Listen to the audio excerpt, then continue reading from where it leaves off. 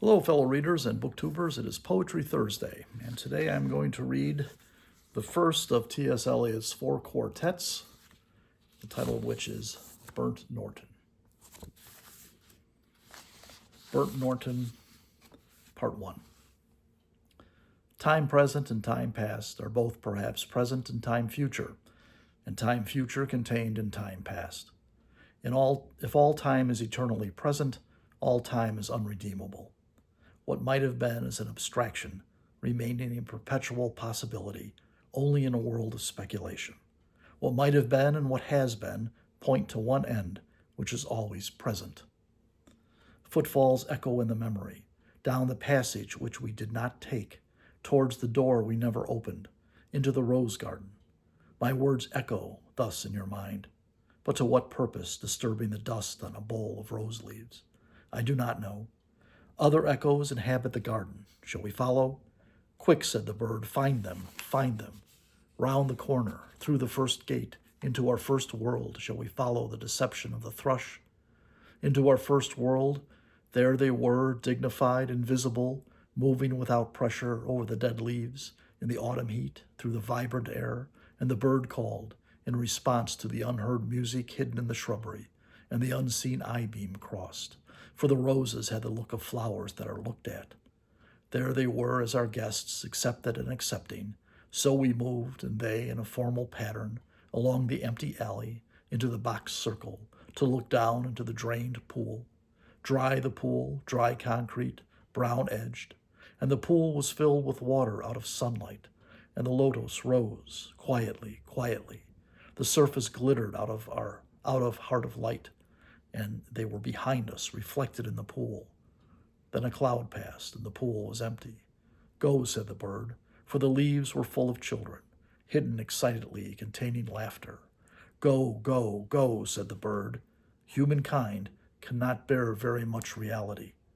Time past and time future, what might have been and what has been, point to one end, which is always present. Part 2. Garlic and sapphires in the mud clot the bedded axle tree. The trilling wire in the blood sings below the inveterate scars, appeasing long-forgotten wars. The dance along the artery, the circulation of the lymph, our figure in the drift of stars. Ascend to summer in the tree. We move among the moving tree, in light upon the figured leaf, and here upon the sodden floor, below the boarhound and the boar, pursue their pattern as before, but reconciled among the stars. At the still point of the turning world, neither flesh nor fleshless, neither from nor towards, at the still point where the dance is, but neither arrest nor movement, and do not call it fixity, where past and future are gathered, neither movement nor from nor towards, neither ascent nor decline, except for the point, the still point. There would be no dance, and there is only the dance. I can only say, there we have been, but I cannot say where. And I cannot say how long, for that is to place it in time. The inner freedom from the practical desire, the release from action and suffering, release from the inner and the outer compulsion, yet surrounded by a grace of sense, a white light, still and moving, airborne, without motion and concentration, without elimination, both a new world and the old made explicit, understood in the completion of its partial ecstasy, the resolution of its partial horror, yet the enchantment of past and future, woven in the weakness of the changing body, protects mankind from heaven and damnation, which flesh cannot endure. Time past and time future allow but a little consciousness. To be conscious is not to be in time, but only in time can the moment in the rose garden, the moment in the arbor where the rain beat, the moment in the drafty church at Smokefall be remembered, involved with past and future. Only through time, time is conquered. Part 3. Here is a place of disaffection, time before and time after, in a dim light, neither daylight, investing form with lucid stillness, turning shadow into transient beauty, with a slow rotation suggesting permanence, nor darkness to purify the soul, emptying the sensual with deprivation, cleansing affection from the temporal, neither plenitude nor vacancy, only a flicker over a stained, time-ridden face, distracted from distraction by distraction, filled with fancies and empty of meaning, tumid apathy with no concentration.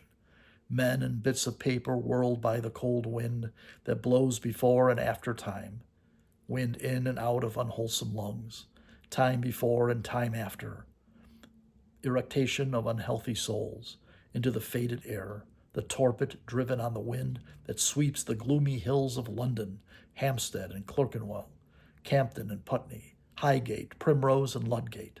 Not here, not here the darkness in this twittering world. Descend lower, descend only into the world of perpetual solitude, world not world, but that which is not world, internal darkness, deprivation, and destitution of all property, desiccation of the world of sense, evacuation of the world of fancy, inoperancy of the world of spirit.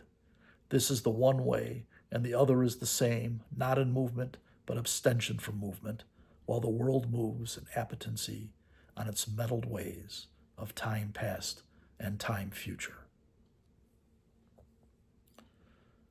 Part 4. Time and the bells have buried the day. The black cloud carries the sun away.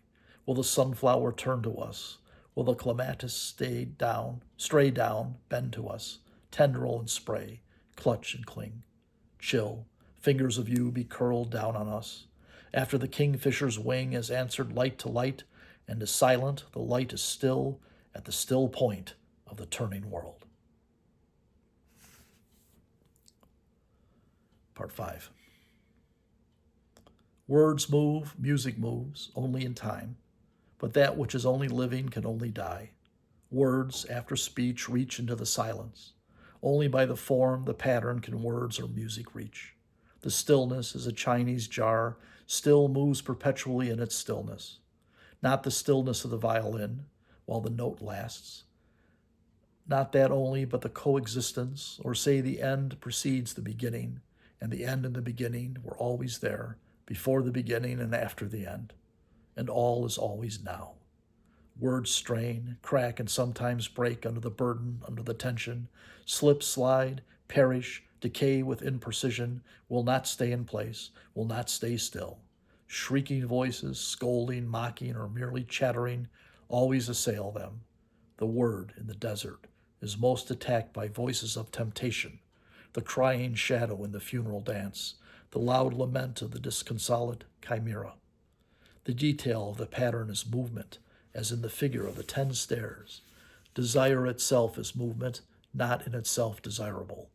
Love is itself unmoving, only the cause and end of movement, timeless and undesiring, except in the aspect of time, caught in the form of limitation, between unbeing and being, sudden in a shaft of sunlight, even while the dust moves. There rises the hidden laughter of children in the foliage. Quick now, here, now, always. Ridiculous the waste, sad time, stretching before and after. Have a good day, everybody. Take care of yourselves.